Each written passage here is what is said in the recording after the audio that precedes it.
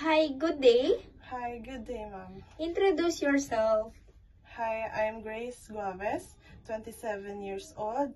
I live in 167, Caloocan City. I have one daughter, which is 4 years old. Oh. I am married. Okay.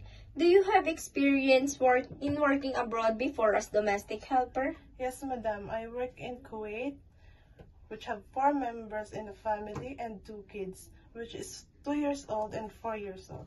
Okay. What are your main duties in your previous employer? My main duties in my previous employer is taking care of the 2 kids, doing household chores, and cooking, ironing, and washing clothes. Okay. Why did you choose to work in Hong Kong? I choose to work in Hong Kong because of high salary. Okay. Do you know how to cook some simple Chinese food? Yes, ma'am. I know how to fry rice, stir vegetable, and I'm willing to learn how to cook a Chinese food. Okay, if your employer has a small baby and required to look after him while sleeping, how will you manage your housework?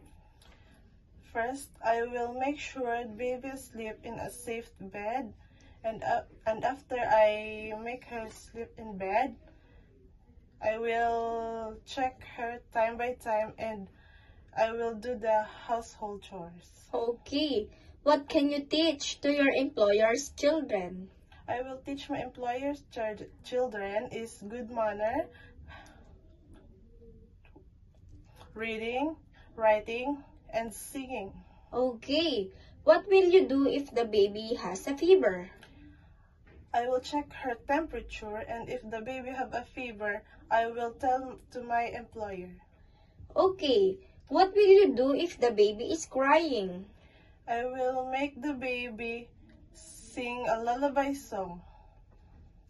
Okay, can you sing a nursery song? Yes, I will. Johnny, Johnny, yes, Papa. Eating sugar, no, Papa. Telling lies, no, Papa. Open your mouth, ha, ha, ha.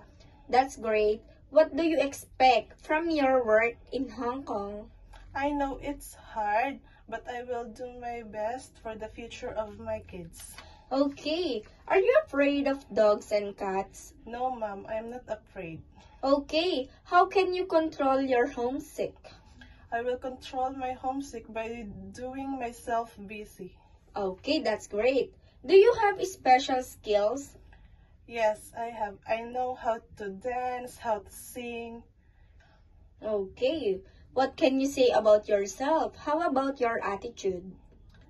I can say about myself being hardworking, honest, and loyal. Okay.